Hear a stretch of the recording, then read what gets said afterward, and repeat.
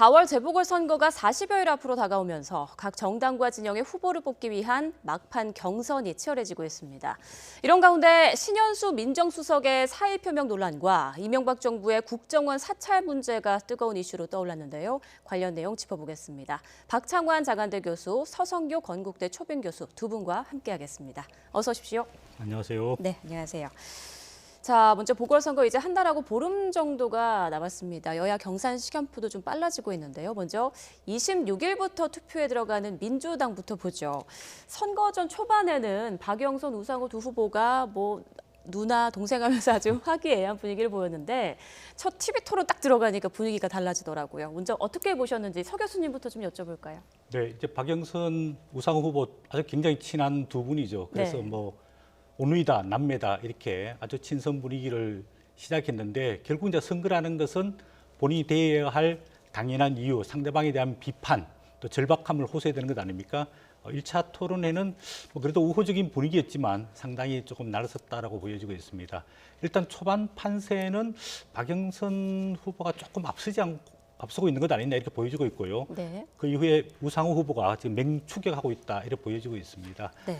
두 사람 다 이제 4선 국회의원 출신이고요. 박영선 후보는 장관 출신이고 방송인 출신답게 좀 인지도 또 이런 의사소통 이런 장점이 있는 반면에 우상호 후보는 이제 4선 의원 원내대표를 지냈고 또 586 의원들 중에서 선두그룹을 차지하고 있는 중진이기 때문에 앞으로 일주일 동안 이런 두 사람의 경쟁이 아무래도 승부를 가름할 수 있지 않을까 조금 지켜볼 필요가 있을 것 같습니다. 네, 박 교수님도 판세 좀 짚어주시죠. 네, 현재까지는 여론조사상에서 나타나고 있는 박영선 후보의 우위에 커다란 변화가 없는 것 같습니다.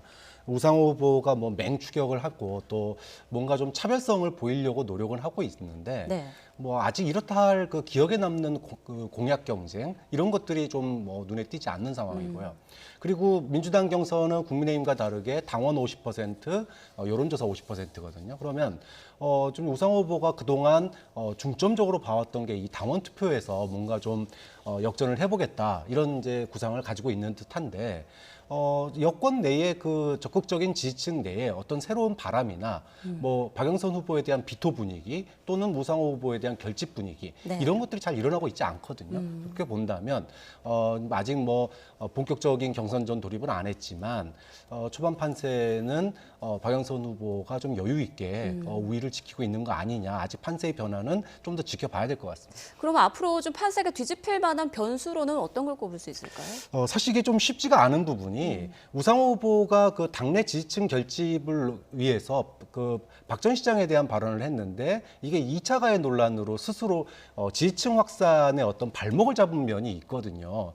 거기다가 정책 대안에 있어서도 비판은 했지만 거기에 대한 대안, 그러니까 이제 지금 부동산 문제에 대한 대안 제시에 있어서 사실 그렇게 큰 차별성도 없습니다. 네. 그렇게 놓고 본다면 결과적으로 가장 큰 변수는 당원 결집인데 이 당원 투표에서 이끌어낼 수 있는 선명성 경쟁이 현재로서는 서울시 보궐선거에 대한 이 당내의 관심도가 생각보다 이거는 여당뿐만이 아닙니다. 야당 다 할 것 없이 선거에 대한 분위기가 뜨지를 않으니까 이 당원들이 결집할 수 있는 어떤 이슈 이런 몰이에 아직은 좀 성공하고 있지 못하는데 글쎄요 앞으로 검찰 개혁이나 인사 논란 여러 가지 이슈들이 있으니까 이걸 통해서 당원 결집의 어떤 그 기회를 잡는다면 이게 가장 큰 변수가 되지 않을까 싶습니다. 네, 자 야권은 투트랙으로 경선전이 진행되고 있습니다. 먼저 국민의힘에선 지금까지는 오세훈, 나경원 후보가 좀 후한 점수를 받고 있는데요. 여기에 대해서는 어떻게 생각하시나요? 네, 민주당도 마찬가지고 국민의힘, 야권도 마찬가지인데 이제 가장 큰 거는 좀 새로운 인물이 나와가지고 새로운 바람을 좀 일으켰으면 좋겠다 이런 이제 시민의 기대가 좀 있었는데 그래도 민주당에서도 이제 서울시장에 이제 세 번째 삼수를 하고 있고 재수를 하고 있고요. 그다음에 국민의힘도 이제 1차 맞토론 두 번을 했고 마지막 토론 한 번, 합동 토론에 한 번 남아 있습니다. 지금까지는 아무래도 서울시장을 지냈던 오세훈 전 시장, 그다음에 4선의 당 원내대표를 지냈던 나경원 의원 두 사람이 선두를 이제 다투고 있는데요. 네. 아무래도 두 사람 사이에 각축이지 않을까 이렇게 보여지고 있습니다. 민주당은 아까 말씀드린 대로 이제 권리당원 50%, 일반 국민 50% 여론조사로 하지만은 국민의힘은 일반 시민들을 대상으로 한 100% 여론조사를 하게 되거든요.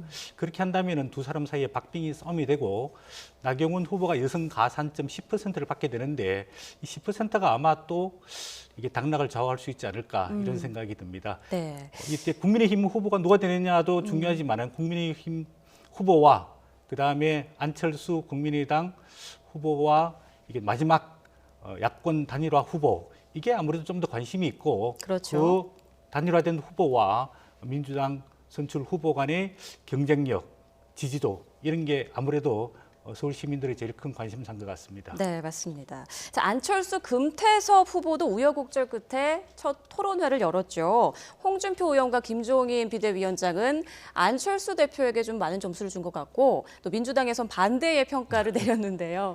그 부분에 대해서는 어떻게 보셨나요? 일단 뭐 지금 아까 이제 여야 모두 공이 이제 큰 화제를 몰고 오거나 이런 상황은 아니에요. 네. 그럼에도 불구하고 이번 재보궐선거에 있어서 가장 큰 이제 관심을 받는 게 뭐 안철수 전 대표다 보니까 이 이제 그 토론이 그나마 조금 이제 관심을 받았는데 특히나 이제 금태섭 후보가 굉장히 날카로운 지점들을 공격을 했습니다. 뭐 소통에 문제 있지 않느냐. 그 다음에 토론에 대한 약점이 있는 부분을 굉장히 잘 차고 들었어요. 네. 그런데 안철수 대표의 전략도 그다지 나쁘지는 않았다고 봅니다. 그래서 뭐 잘했다라고 평가하기는 어렵지만 생각보다 선방했다. 생각보다 그러니까 모든 비판에 대해서 예. 그 비판을 다 문재인 정부에 대한 비판으로 다 비껴갔거든요. 네. 그러니까 그 전략적인 선택은 전 좋았다고 봐요. 물론 퀴어 축제 그 거부 권리 이 논란이 있었지만 뭐 그럼에도 불구하고 생각보다는 그래도 선방했다, 잘 피했다 이렇게 지금까지는 뭐 평가를 하고 싶습니다. 네, 그 성소수자 이야기 나와서 이 주제에 대해서 좀 말씀을 이야기를 해보면 안철수 후보가 성소수자들의 거리 축제에 대해서 거부할 권리도 존중받아야 한다 이런 의견을 밝히면서 좀 논란이 되고 있는데요. 예. 이에 대해서 어떻게 생각하시나요? 뭐 TV 토론회에서 이제 금태섭 후보가 질문한 거에 답변을 하다가 보니까 나왔는데 아무래도 이제 그 퀴어 축제에 대해서 찬반이 굉장히 극명하지 않습니까? 네, 예민합니다. 그런 의미에서 봤을 때 안철수 후보는 좀 우회적으로 퀴어 축제에 대해서 반대하는 입장을 표명했다라고 보여집니다. 네. 그런데 이제 안철수 후보가 개인으로서는 퀴어 축제에 대한 찬성과 반대 의견을 피력할 수 있지만은 만약에 서울 시민이라는 공직자가 된다면은 이 축제에 대해서 어떻게 판단을 해야 될 것인가? 이 문제가 쟁점인데 아무래도 이게 좀 뜨거운 이슈가 되기에는 아직까지 조금 부족하지 않느냐 싶고 지금 이제 정의당에서 조금 뭐 비판하긴 했지만은 큰 이슈가 되기보다는 아무래도 민주당 후보와 만약에 본선에 가게 된다면은 이런 성소수자 차별의 문제, 공직자의 윤리적인 판단 문제 이런 것들이 뭐 일과성 이슈는 되지 않을까 보여집니다. 네. 자, 이렇게 막판 경선이 치열해지고 있는 가운데 이명박 정부 시절 국정원 불법 사찰 의혹이 제기되면서 또 선거전이 뜨거워지고 있습니다. MB 시절 청와대 지시로 18대 국회의원 전체와 뭐 언론계, 법조계에 대해서도 불법 사찰이 있었다 이런 의혹인데요. 뭐 민주당에서는 중대 범죄 행위다라고 하고 있고 그리고 지금 국민의힘에서는 선거용 공치정작이다 이런 입장이잖아요. 네, 뭐 선거 시기를 앞뒀다라고 하는 점에서는 뭐 논란의 여지는 있을 수 있을 네. 것 같습니다. 하지만 이제 사안의 이제 본질의 측면에서 본다면은 뭐 굉장히 중요한 사안이죠. 특히나 이제 이명박 정부 들어서고 나서 정치인들에 대한 사찰 논란도 있었습니다. 뭐 이거는 야당뿐만이 아니라 그 당시에 소장파라고 불렸던 뭐 정두원 의원이나 뭐 그다음에 남경필 의원에 대한 사찰 의혹도 있었고요. 그다음에 무엇보다도 그 민간인 사찰 논란이 있었잖아요. 네. 총리실 그것도 이제 뭐 총리실 산하의 기관에서 민간인을 사찰해서 논란이 된 적이 있었는데 그렇기 때문에 이게 총리실에서 이럴 정도면은 다른 정보기관은 어떨 거냐 이런 의혹이 계속 있어 왔습니다. 그런데 이제 이번에 국정원 쪽에서 이 발표가 났는데 사안의 내용은 굉장히 중요하다. 그리고 지금 현재 이제 국정원이 새롭게 탈바꿈하기 위해서 국정원 법을 개정을 했습니다. 그래서 국내 정치나 국내 사안에 대해서 개입하지 못하도록 이번에 법을 개정했기 때문에 앞으로 이런 그 국내 정치 개입이 다시는 일어나지 않기 위해서라도 처벌 문제는 둘째치고 그런 진위 여부 지금 뭐 국민의힘 당시의 관련자들이나 뭐 이런 분들께서는 정보 보고다라고 얘기를 하고 있는데 네. 이것이 이제 정보 보고인지 아니면은 민간인에 대한 뭐 사찰이었는지 이런 부분들은 정리가 돼서 다시 반면 교사로서 저는 삼을 필요가 있다고 생각해요. 그래야지 국정원이 다시는 국내 정치에 개입하는 그런 오류를 그런 불행을 다시는 겪지 않을 거라고 생각을 합니다. 사안의 본질이 중요하다는 말씀해 주셨는데 민주당은 진상규명을 위한 특별 결의안까지 발의를 한 상황이죠. 진상규명 가능할까요, 교수님? 저는 진상규명은 반드시 해야 된다고 봅니다. 그러나 시점이 언제냐?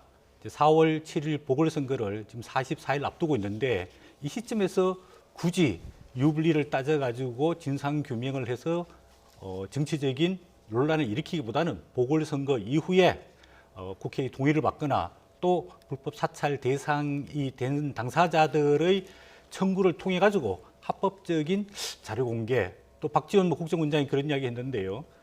국회 정보위원회 출석해서 정보위원회 제적 3분의 2에 찬성하면 자기가 비공개로 전제로 해가지고 자료를 하겠다 그랬는데 네. 아직까지 이 내용에 대해 가지고 정확하게 안 밝혀지고 있거든요. 맞습니다. 예를 들자면 이게 단순한 정보 보고를 한 건지 아니면 사찰을 했는데 불법적으로 예를 들어서 미행을 하거나 도청을 하거나 했는 자료인지 아직까지 드러나지 있지 않거든요. 그렇기 때문에 여권에서도 정치 공세 차원에서 이거를 자꾸 진상규명을 나서기보다는 좀 차분하게 하나하나 접근하는 게 필요하다고 보여지고요. 그다음에 이게 사실은 시점으로 보자면은 지금 이제 문재인 정부가 2017년 5월 달에 출범했지 않습니까? 그 직후에 국정원에 대한 대대적인 개혁안, 국정원에 있는 자료들을 다 찾아내고 했는데 그때 왜 이런 자료를 찾아내지 못하고 지금에 와가지고 이런 자료들을 가지고 뭐 불법 사찰 의혹이 있다라고 문제를 제기하고 또 여당뿐만 아니라 전 청와대 비서실장까지 이렇게 가세해가지고 정치적으로 공세하는 것은 좀 선거를 앞두고 선거의 본질을 흐릴 수 있다 이렇게 보여집니다. 네. 참 시기가 시기인 만큼 이번 사안이 다가오는 재보궐선거에 영향을 미칠지 주목되고 있습니다. 여당은 특히 당시에 정무수석이었던 박형준 국민의힘 부산시장 예비후보가 이 사안에 연루됐을 가능성을 제기했는데요. 관련 영상 보고 이야기 이어가겠습니다. 국정원 불법 사찰 관련 어떤 보고를 받았고 무슨 용도로 그 자료를 활용했는지 그 진상을 낱낱이 밝혀야 합니다. 하늘의 맹세컨대 그런 사실을 알지도 못하고 들은 적도 없습니다. 또 정무수석실하고는 전혀 관계없는 일이고. 자, 들으신 대로 박형준 예비후보 하늘의 맹세컨대 알지도 못하고 들은 적도 없다. 단호하게 거부를 부인을 했어요.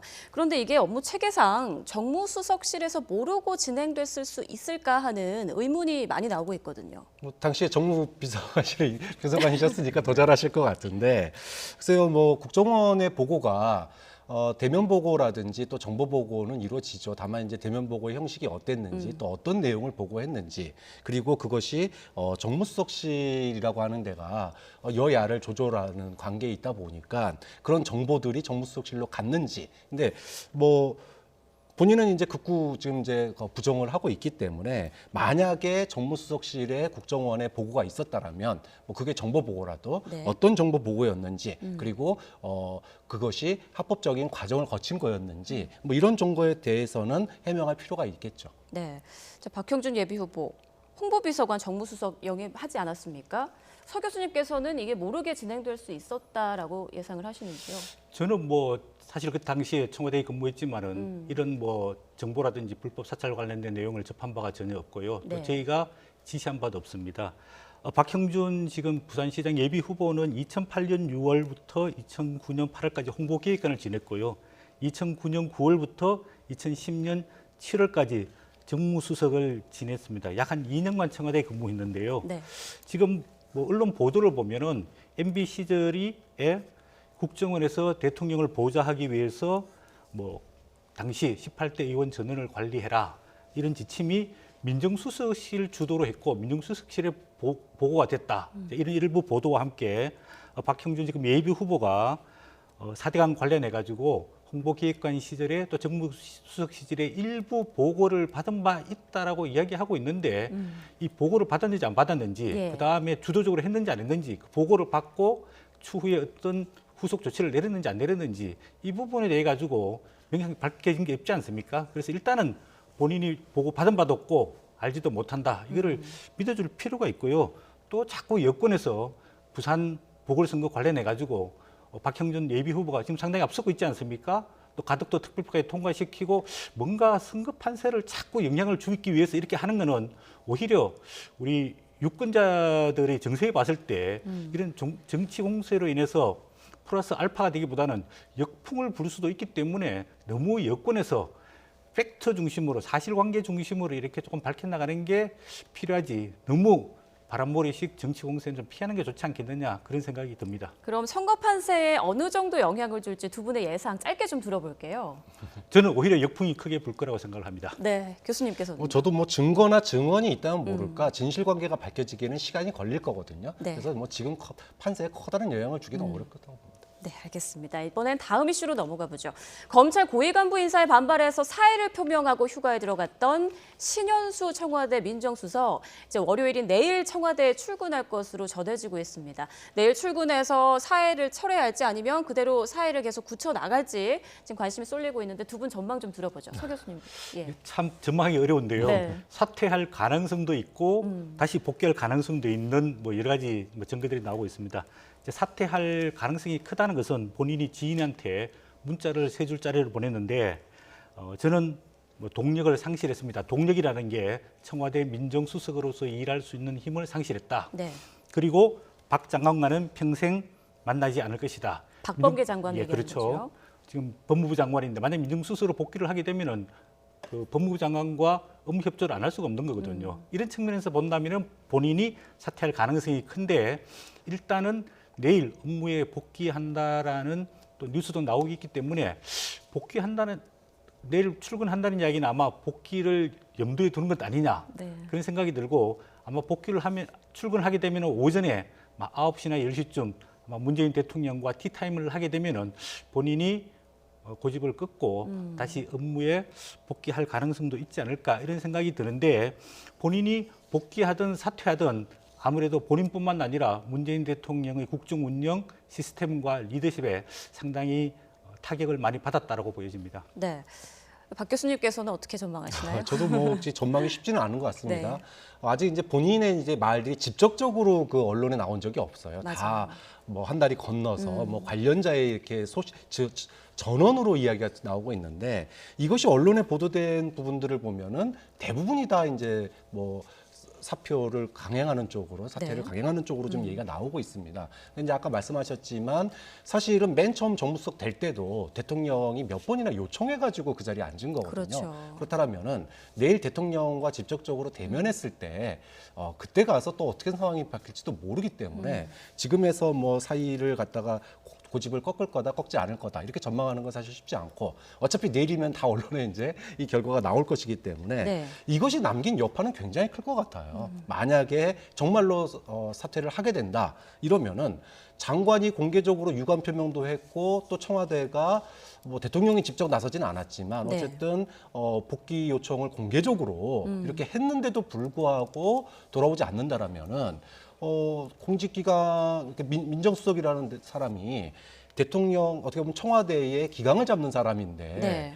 오히려 대통령의 리더십에 직접적으로 상처를 내는 그런 일이 돼버리거든요. 네네. 좀 그런 점에서 지금 이제 전력 투구 복귀를 위한 전력 투구를 한 건데 만약에 그럼에도 불구하고 내일 사의를 완전히 공식화한다. 그리고 청와대 출근 안 한다. 앞으로 이렇게 되면 그 여파는 뭐 상당히 어렵지 않을까 싶습니다. 네. 뭐 내일이 되면 결과를 알겠지만 지금까지 여러 이야기들이 많이 나오지 않았습니까? 근데 야권은 이제 검사장 인사는 대통령 결재 사항이니까 대통령이 입장을 밝혀야 한다 이런 입장이고 이 청와대에서는 인사 조율은 민정수석까지니까 청와대까지 엮지 말라 이런 입장인데 대통령의 이에 대해서 어떻게 의견을 피력해야 된다고 보시나요? 피력은 아니지만 네. 이 사태를 수습하는 데 주도적으로 해야 된다고 생각합니다. 왜냐하면 대통령은 인사권자이지 않습니까? 네. 검찰 인사는 법무부 장관의 제청으로 대통령이 결재하게 돼 있는 거거든요. 그 과정 속에서 만약에 서로 협조해야 될 체제, 예를 들면 법무부 장관, 민정수석, 인사수석, 비서실장 다 조율을 끝내고 난 다음에 올라온 안에 대해서 대통령이 결재를 했으면 괜찮은데 네. 청와대에서도 밝혔다시피 인사 조율 과정에서 민정수석이 조금 배제된 측면이 있다. 이런 부분을 인정했거든요. 그러면 인사 시스템에서 문제가 있다는 걸 청와대가 스스로 인정했지 않습니까? 그리고 그 당사자가 된 민정수석이 본인의 인사 의견이 반영이 안 된 건지 아니면 사전에 충분히 의견 개진이 안 된 건지는 모르겠지만은 사표를 내고 이 파동이 일어났단 말이에요. 그러면 이 최종 인사권자와 최종 사퇴에 대한 책임자는 결국 대통령이기 때문에 대통령이 유감 표명은 하지 않더라도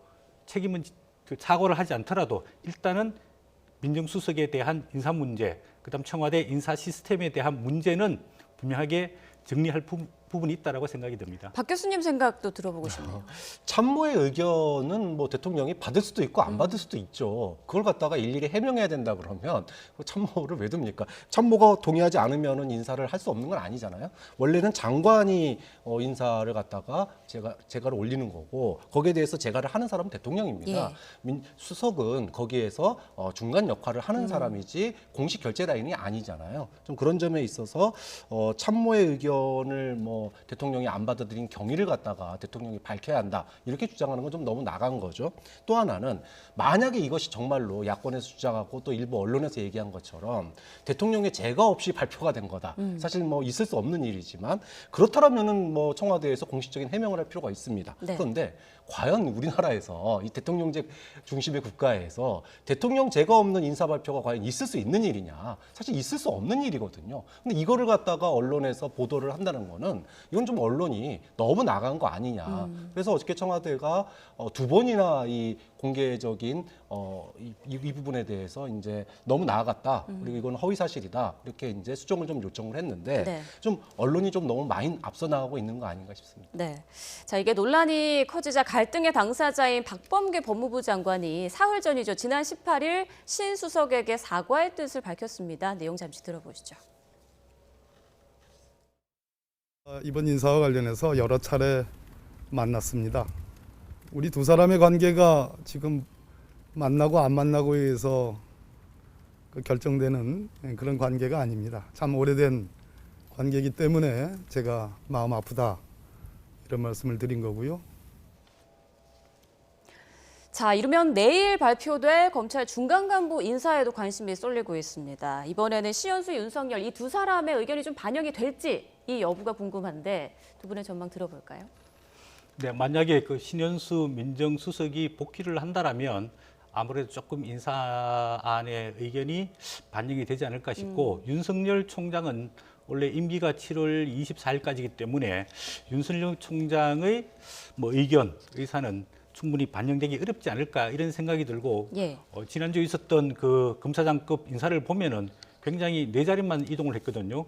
아주 안정성의 바탕을 두면서 소수만 했기 때문에 아무래도 중간 간부들도 뭐 안정성이라든지 연속성에 따라 가지고 소규모로 할 가능성이 있는데 이제 문제가 되고 있는 여러 자리들이 있습니다. 이제 서울지검의 1, 2, 3, 4 차장 문제, 그다음에 지금 이제 이슈가 되고 있는 이제 수사를 하고 있는 그 울산시장 선거 쪽, 그다음에 월성 원전 수사를 하고 있는 대전지검, 그다음 김학의 차관 불법 출국 금지하는 그 수사를 하고 있는 수원지검, 그다음 이용구 법무부 차관 택시기사 폭행 문제, 그다음에 검은유착 수사를 하고 있는 서울 형사 뭐 1부장 등등 이 중간 간부들에 대한 인사가 어떻게 이루어질 거냐 이게 가장 큰 관심사인데 아마 윤석열 총장은 저는 유임해줘서 수사를 마무리해줬으면 좋겠다는 의견을 개진한 것 같고 아무래도 박범계 법무부 장관은 이런 수사가 아무래도 청와대와 또 정부와 정권에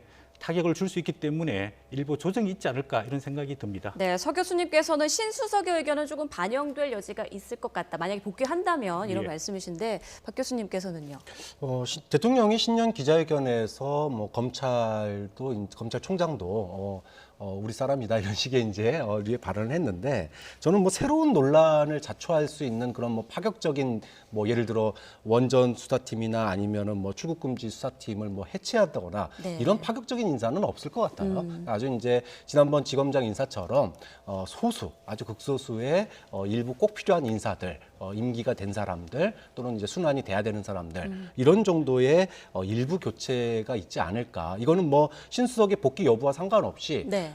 지금 검찰과의 갈등을 갖다가 키워가지고 대통령의 리더십을 부각시킬 수 있는 상황이 아니기 때문에 지금은 뭐 최소한의 인사만 이루어지는 인사가 아마도 이제 다음 주 말 정도. 네, 이번 주죠, 이제. 그러니까 예. 이번 주죠. 이번 돌아오는 주에 말 정도까지는 좀 발표되지 않을까 싶습니다. 네, 신수석이 만약 사표를 계속, 그러니까 사의를 계속 굳히고 사표를 수리하고 새로운 인물을 지명하더라도 법무부와 뭐 검찰, 청와대 갈등은 계속될 것이다 이렇게 우려하는 목소리도 많은데요. 그 네. 이후로는 어떻게 될까요? 아무래도 이제 윤석열 검찰총장이 징계를 받았다가 다시 복귀를 했지 않습니까? 그런 측면에서 보다면 윤석열 검찰총장은 검사로서 네. 정권에 관련된 거든 정권에 관련되지 않은 거든 수사 문제 이런 철저하게 해야 된다는 입장이기 때문에 아무래도 정권과 관련된 수사들 아까 말씀드린 몇 가지뿐만 아니라 뭐 옵티머스 수사 문제라든지 라임 뭐 사기 사건 문제라든지 뭐 신라젠 뭐 우리들 병원 문제라든지 이런 부분에 대해 가지고 조금 수사의 속도를 내고 싶어 할 거고 아무래도 청와대나 여권 입장에 봤을 때는 좀 시간을 끌면서 이 문제들을 좀 약화시키려고 그러는데 뭐 문재인 대통령이 검찰총장 임명하면서 살아있는 권력에 대해서도 철저하게 수사를 해줬으면 좋겠다라고 이야기를 했기 때문에 네. 이런 불법과 비리에 대해서는 시기를 따지지 말고 또 본인의 피해 여부를 따지지 말고 깨끗하게 검찰에서 수사를 할 수 있도록 맡겨두는 게 뭐 정당하고 바람직스럽지 않을까 그렇게 보여집니다. 네. 자, 일단 내일 아침입니다. 신현수 민정수석이 어떤 입장을 밝힐지 다 함께 좀 지켜봐야겠습니다. 지금까지 박창환 장한대 교수, 서성교 건국대 초빙 교수 두 분과 함께 이야기 나눠봤습니다. 고맙습니다.